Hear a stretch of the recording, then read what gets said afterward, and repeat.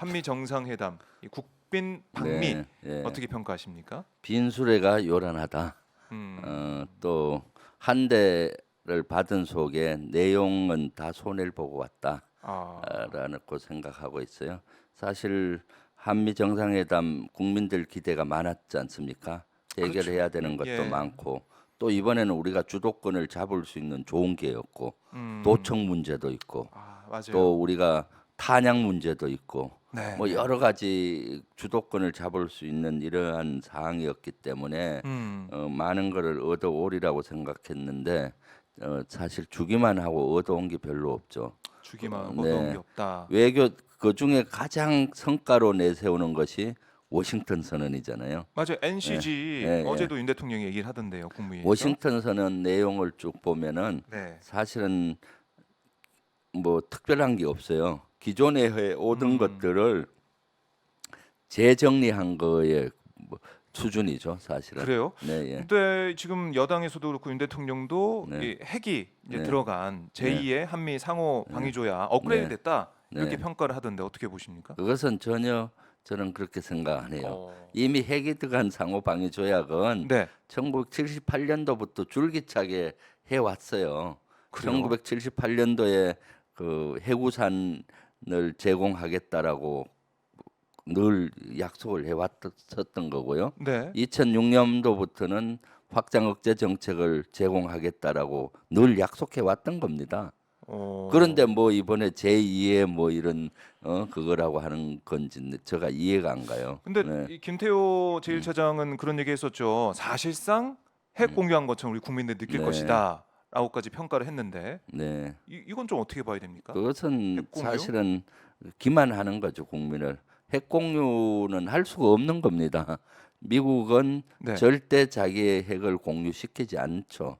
음. 않는데 마치 핵 공유처럼 국민들은 느낄 수 있을 것이다 하니까 네. 미국에서는 핵 공유 아니라고 또 아니다라고 해왔거니. 단언을 했었잖아요. 네. 그러니까 자꾸 이것을 좀 포장하고 미화하는데 음. 워싱턴 선언 내용을 전 보면은 네.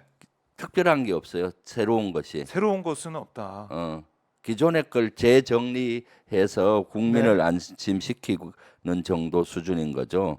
그리고 음. 오히려 미국 입장에서 보면은 대한민국에서 여론들이 핵 자체 무장을 해야 된다. 뭐 아, 그런 이런 얘기 있었어요. 여론들 또 국민의 힘에서조차도 네. 네. 정치 지도자들이 핵 무장해야 된다. 또는 전술핵 배치를 해야 된다. 이런 주장을 했는데 네. 그 족쇄를 딱 채운 거죠. NPT의 아. 의무를 이행을 하는 것을 재확인한다. 그러니까 근본적으로 그런 주장을 하는 것들을 막았기 때문에 일, 미국 입장에서는 그것이 가장 큰 성과로 보여지는 거죠. 그래서 미국 예, 언론들이라든가 예. 외국 언론들은 거기에 주목을 해요. 확장 그래요? 억제 정책 중에 앞에 뭐 핵 협의체를 예, 했다 뭐 이런 예. 것이 아니라 핵정선 전개. 미국이 예. 그 한국의 족쇄를 채웠다. 한국의 핵무장론이 그 여론이 많고 또 정치 아. 지도자가 주장하는데 이번에 안 하도록 네. NPT 의무를 이행하도록 확실히 못을 박았다. 여기에 주목을 하는 겁니다. 아, 그러니까 미국에서 볼 때 우리 국내에서 네, 핵 무장 여론도 만들어지고 있고 또윤 네, 대통령도 네, 그런 언급이 있다 보니까 불안해하다가 NPT 그 약속 재확인 그걸 넣으면서 아, 이제 좀 안심이다. 네, 아, 이게 성과다. 미국 네, 입장에서는. 네. 어, 그리고 그렇게 볼 수 내용면에서 있겠네요. 핵 예. 협의체가 뭐 대단한 성과처럼 하고 NCG라고 뭐 해서 NCG를 있잖아요. 예, 창설했다 뭐 예. 하는데 그것은 사실은 지금까지 핵 협의체가 많이 있어요. 그 차관급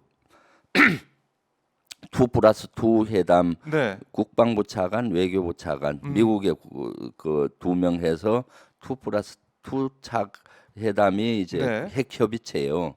핵에 대한 어. 협의체고 차관복급 핵 협의체도 있었어요.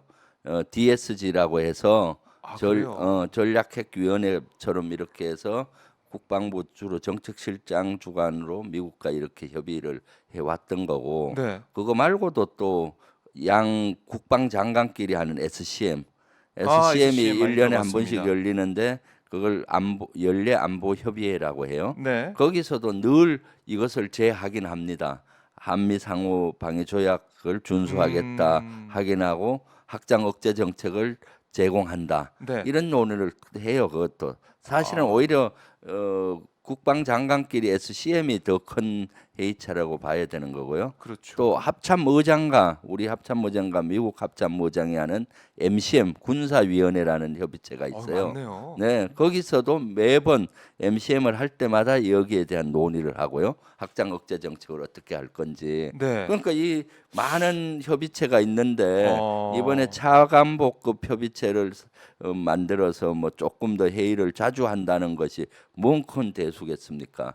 그래서 제가 국방부에 물었어요. 그럼 그동안 해왔던 2+2 회의체나 네. 또는 DSG 이런 그동안 그 해왔던 차관복급 회의체나 네. 통합하는 거냐 따로 하는 거냐 하니까 아직 모르겠다 그걸 그러더라고요. 정확하겠어요. 한미 정상회담 끝나고 네. 대통령실과 의논해 봐야 되겠다라는 아. 건데 새로운 것이 없잖아요, 협의체가. 그렇네요. 그 기존에 해왔던 협의체인데 그걸 강화한다 그러면 모양새가 안 나니 그냥 차관복급 회의체 하나 만들어 놓고 덜렁 큰 성과인 것 같이 포장을 하는 거죠. 네. 새로운 게 없다. 네. 늘 하던 거. 네. 그러니까 상식적으로 국민들이 제 시청자분들이 생각을 해봐도 상호 방위 조약이 있는데 네. 만약에 북한에서 핵으로 공격할 때 네. 미국이 가만히 있겠느냐? 그렇죠. 그건 뭐 상식적으로 생각해봐도 가만히 안 네. 있는 거 아는 거 아니겠습니까? 네.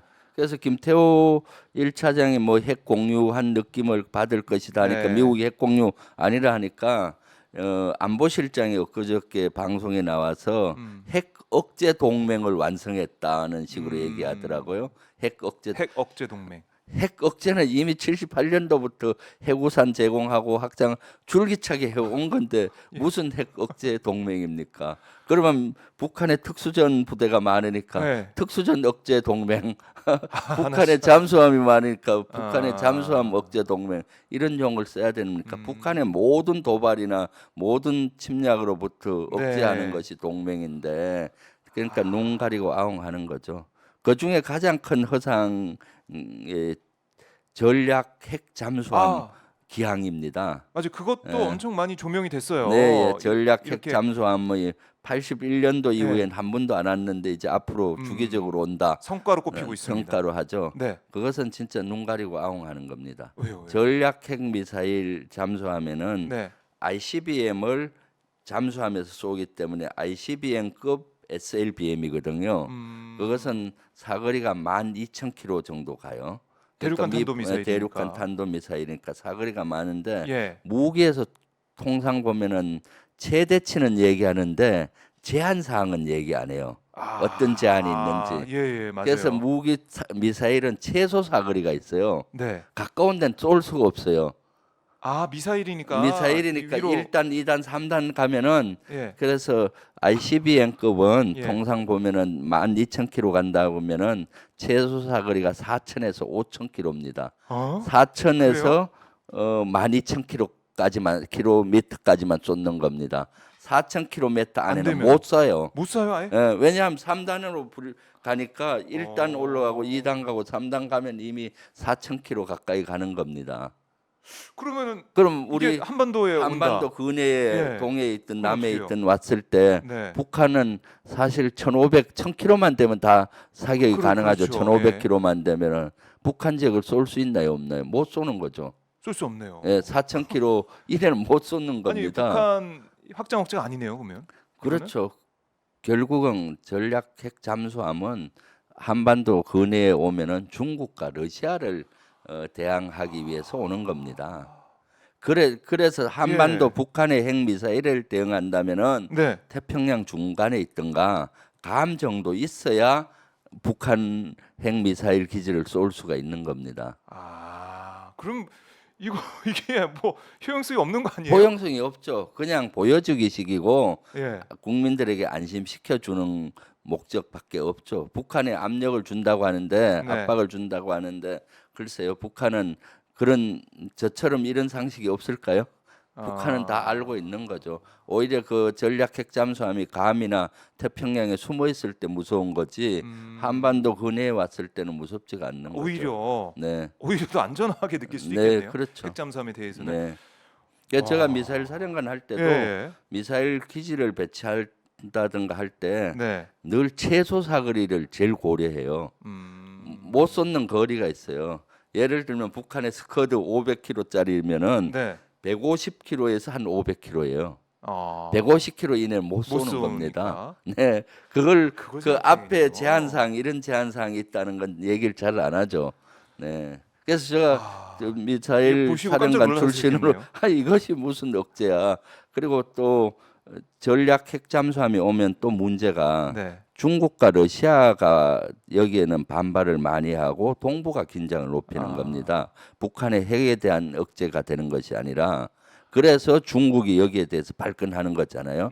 북한이 발끈하는 것보다 중국이 더 발끈하는 그렇네요. 겁니다. 사거리도 그다음 또 그렇고. 문제는 예. 우리가 한반도 비핵화 선언을 했잖아요. 네. 우리는 비핵화 했으니까 북한도 비핵화라 이런 대의 명분을 가지고 했는데 전략 핵 잠수함이 예를 한반도 들어서 근해로. 근해로 와서 특히 부산항이나 이런 데 기항을 한다고 했을 때 예. 핵이 있잖아요. 그럼 한반도 비핵화 선언에 위배될 확률이 있죠. 그 문구상 뭐 따져서 위배가 네. 아니다라고 국방부는 얘기하는데 네. 국제사회에서는 그렇게 되면은 한반도 비핵화를 위배하는 소지가 아닌가 보일 수가 있는 거고 네. 오히려 북한에게 빌미를 줄 수가 있죠. 아. 너희들도 핵 있는 잠수함이 부산항에 기항했으니까 우리도 핵 개발 계속한다. 한반도 비핵화는 끝난 것이다. 우리 명분을 이렇게 줄 수 있다. 줄 수도 있는 거죠.